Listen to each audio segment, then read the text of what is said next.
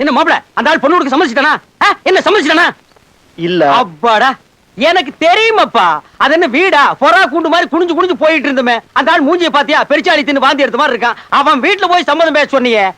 இதெல்லாம் தெரிஞ்சுதான் உனக்கு நான் பெரிய ஏற்பாடு பண்ணி வச்சிருக்கேன். என்ன? முதல்ல போய் ஒரு ரூம் திறந்து பாரு. பார்த்தோன்னு அசந்து பொத்துன்னு ரூம்குள்ளே விழுந்துருவேன்.